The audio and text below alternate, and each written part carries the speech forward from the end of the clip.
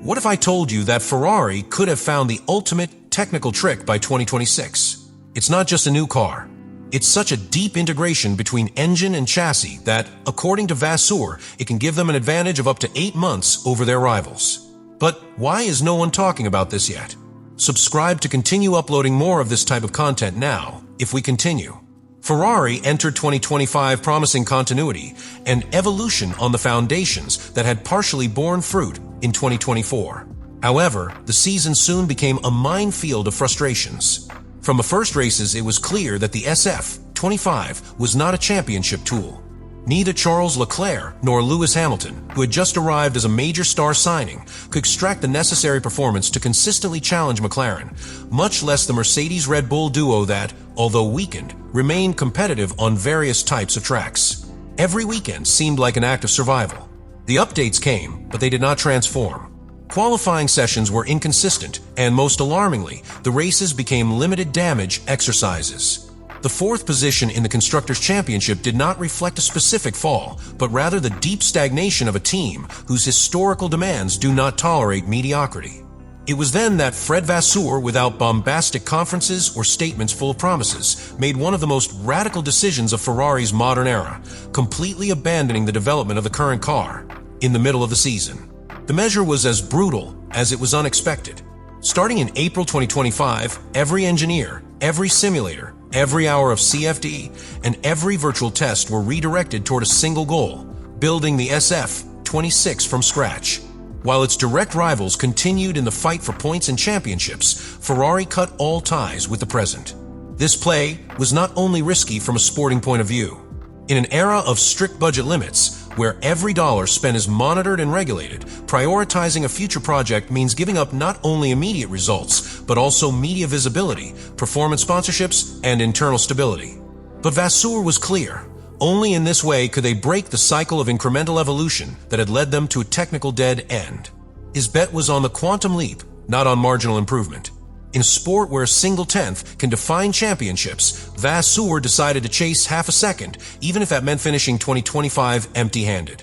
The advantage that Ferrari is pursuing is not evident at first glance. It does not appear on the stopwatches for each weekend, nor in the classifications, nor in the accumulated points. It's hidden in the timeline. While McLaren, Red Bull, and Mercedes continued to optimize their 2025 cars until the last races of the calendar, Ferrari was already developing the 2026 car at full capacity. That 6 to 8 month difference in starting work could be critical. In previous years, when resources were unlimited, such an advantage was diluted in the tide of parallel development. But in today's ecosystem, where everything is measured and where no team can spend beyond the limit, time has become the most valuable currency. And Ferrari, after a decade of late or conservative decisions, has been the first to play the absolute advance card. Quietly, without grandiose promises, but with a determination not seen since the era of Todt, Brawn, and Schumacher. However, what really makes this story fascinating is not just the calendar. It is the conviction with which Ferrari has opted for a different philosophy, giving up the present for the sake of a future strategic advantage.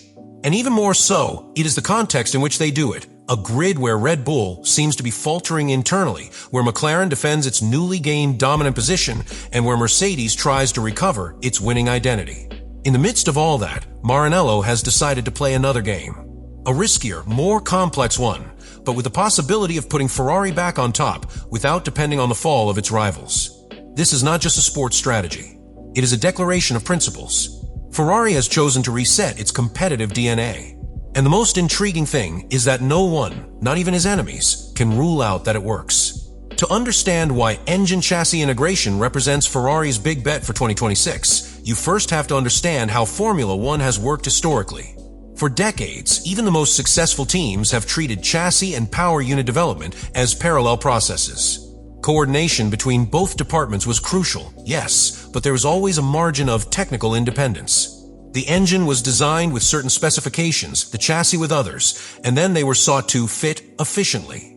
Ferrari, until recently, operated under that same traditional scheme. But by 2026, it has decided to completely break with that model. It is no longer about adapting an engine to a car or a car to an engine. It is about designing them simultaneously as a single indivisible system. Fred Vasseur has repeated in several interviews that the key to the SF26 is in this profound fusion between the mechanical and the structural. The engine is no longer just a source of power. It is an aerodynamic tool, an essential part of the air flow, the distribution of masses, the thermal behavior, and the balance of the car. And at the same time, the chassis is not simply a container for that power, but an environment tailored to maximize every revolution, every gram of weight. This total integration is possible thanks to something that Ferrari has, and that very few can match: a technical ecosystem completely centralized in Maranello. There on the same campus, the engine, chassis, aerodynamics, simulation, and bench test departments coexist. There are no physical, geographical, or corporate barriers. Just a common mission, that everything works as a single organism. What is fascinating about this approach is that it is deeply connected to the new 2026 rules. In a Formula One that is preparing for a new 50-50 balance between thermal power and electrical energy, the complete package matters more than ever. It is no longer about having the best engine or the most efficient chassis. It's about having the most harmonious system. And Ferrari seems to have understood this before anyone else. What they are looking for is not a massive advantage in power or downforce, but a technical synergy that allows them to be more efficient in each area without one detrimental to the other. In an environment of strict budget and testing limits, that is equivalent to multiplying the value of each hour of development, each simulation, each resource invested. This systemic vision also reflects a change of mentality at Ferrari. For years, the Italian team has been accused, rightly, of operating with silos, where departments competed more against each other than against the rest of the grid. Under Vasseur, that culture has begun to crumble. The SF26 is the first car conceived from a collective, non-hierarchical mentality, where there is no the engine rules nor the chassis defines.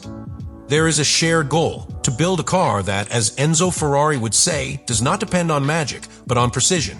And the most powerful thing about all this is that in theory, no one can easily copy it, because it is not a solution that can be seen in spy photos or that is measured with sensors. It is a work philosophy. It is the result of having aligned an entire technical ecosystem for 2 years to think as a single mind.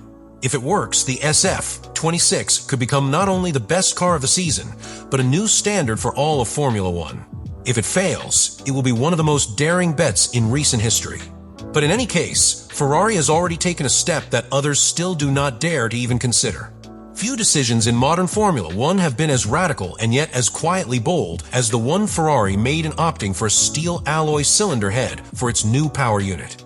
In a sport obsessed with reducing weight and maximizing thermal efficiency, aluminum has been the undisputed standard for decades. Its low specific weight, good thermal conductivity, and ease of being molded into complex shapes made it the logical choice. But the 2026 technical regulations, with a significant increase in the minimum weight of the power unit from 120 to 150 kilograms, opened a door that Ferrari decided to go through. A door that most did not even dare to look at. That is the true essence of this story. Because in modern Formula One, where everything is regulated, measured, and limited, there is almost no room for audacity. And yet, here is Ferrari, betting on an engine that defies decades of tradition, on an integrated design that goes against the modular approach of its rivals, and on a work philosophy where all departments row in the same direction. There is no guarantee of success. Nobody in Maranello dares to promise victories.